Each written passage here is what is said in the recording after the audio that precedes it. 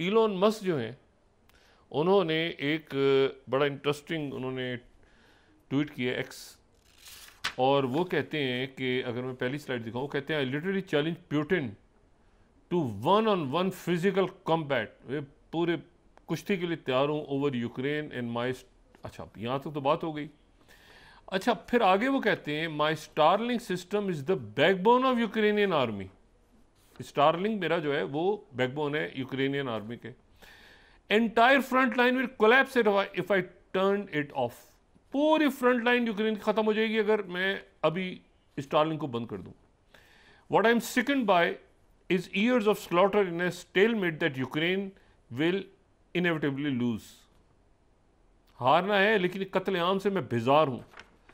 और उसके बाद वो कहते हैं anyone who really cares really thinks, ये तो मीट ग्राइंडर टू स्टॉप, ये जो कीमा बनाने की मशीन बंद होना चाहिए, पीस नाउ।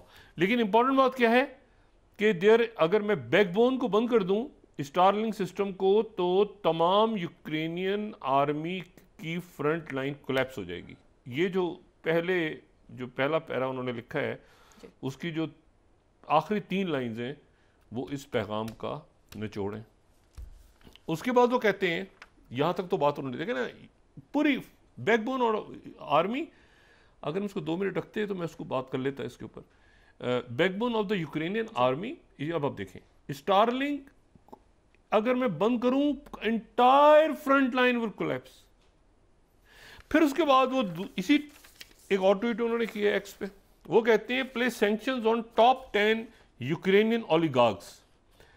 ये जो 10 यूक्रेनियन ओलिगार्क्स हैं, अरब खरबपति यूक्रेन के, उनके ऊपर पाबंदियां लगाई जाएं, खास तौर पे वो जिनके मेंशंस हैं मोनाको में। And this will stop immediately, फौरन जंग बंद हो जाएगी। This is the key to the puzzle. ये जो है वो उन्होंने ये ट्वीट कर दिया कि भाई ये पैसा दे रहे हैं और जंग को चाह रहे हैं और असला खरीदवा रहे हैं दरमियान में, और इनके ऊपर पाबंदी लगाई जो मोनाको में मेंशंस लेके बैठे हुए हैं।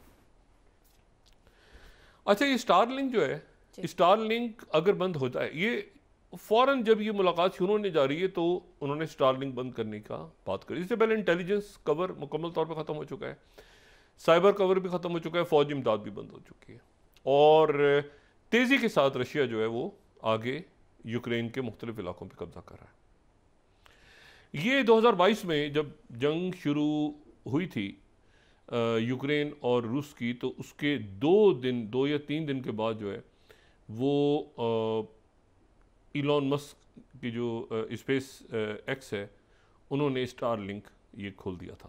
पहले तो उन्होंने ये प्रोवाइड की थी सर्विस, और ये तासुर था कि शायद वो मदद कर रहे हैं यूक्रेन की, लेकिन बाद में पता ही चला कि वो इसके चार्जेस ले रहे हैं, और चार्जेस लेने के लिए उन्होंने कुछ अरसे के बाद इसका मुतालबा किया था।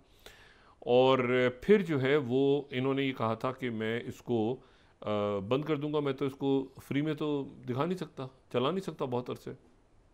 तो फिर ये हुआ था कि ये अक्टूबर 2022 में, 3rd स्लाइड में कोट कर दूं यहाँ पे, इन्होंने कहा था कि he can not know longer पे फॉर क्रिटिकल सैटेलाइट सर्विसेज, और पेंटागन से इन्होंने कहा था कि वो पैसे दें इसके। और फिर इसके बाद ये हुआ था कि ये जो है ये इन्होंने इसका पैसा जो है वो, एक तो कॉन्ट्रैक्ट साइन हो गया था पेंटागन के साथ बाद में, और फिर पोलैंड ने इनकी हेल्प करना शुरू की थी। पोलैंड ने बहुत बड़ा जो है वो ये कहा था कि हम इसका ख़र्चा बर्दाश्त करेंगे। अच्छा, और इसका ख़र्चा बर्दाश्त करेंगे और इसके पैसे देंगे, और पोलैंड ने इनकी हेल्प करना शुरू कर दी थी। इसमें पोलैंड आ गया था बाद में।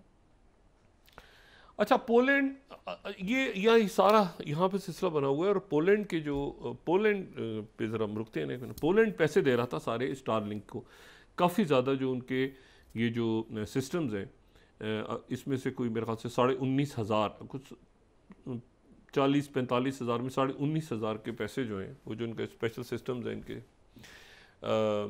वो उनकी पेमेंट जो है वो पोलैंड कर रहा था। अच्छा, पोलैंड के जो प्राइम मिनिस्टर हैं, उन्होंने जो है एक बहुत अहम बयान उन्होंने दिया, और उनका नाम डोनाल्ड टस्क है।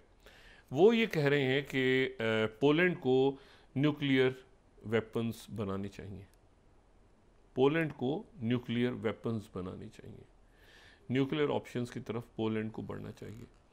और हम इन हालात में जहाँ पे फ्रांस की तरफ कभी हम देख रहे हैं, कभी हम बरतानिया की तरफ देख रहे हैं, कभी हम किसी और मुल्क की तरफ देख रहे हैं, तो पोलैंड को न्यूक्लियर वेपन्स बनाने चाहिए अपने। पोलैंड जो है वो उसकी और रशिया की एक तारीख़ है और बहुत पेचीदा तारीख़ है। यानी इस तरह से है पोलैंड और रशिया की तारीख़ के, ये सदियों से, इनकी सैकड़ों सालों से बेशुमार जंगें हुई हैं।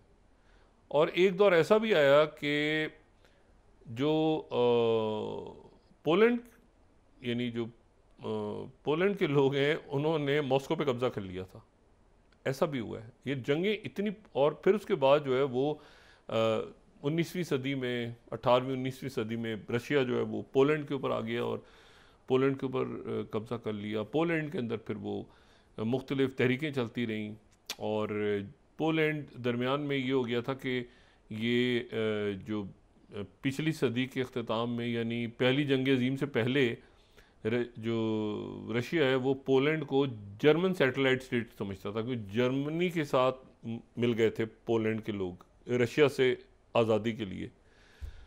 लेकिन ये हुआ कि जर्मनी हार गया, तो जर्मनी हार गया तो फिर रशिया आ गया, ठीक है। और उसके बाद रशिया आ गया तो फिर यहाँ पे जो है वो मामलात उलट पुलट हो गए। फिर ये हुआ कि वो पोलैंड के लोग जो हैं वो सोवियत यूनियन के साथ मिल गए, सोवियत यूनियन के साथ मिल गए कुछ अरसे, क्योंकि ज़ाहिर है रशिया आ गया, सोवियत यूनियन तो बाद में बना, रशिया आ गया।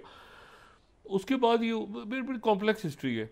उसके बाद ये हुआ कि इन्होंने जो है वो एक मरला ऐसा आया कि सोवियत यूनियन और जर्मनी ने मिलके ये 19 ये मेरे ख्याल से 1940 या 39 की बात है, सोवियत यूनियन और जर्मनी ने मिलकर पोलैंड पर हमला कर दिया, ऐसा भी हुआ है।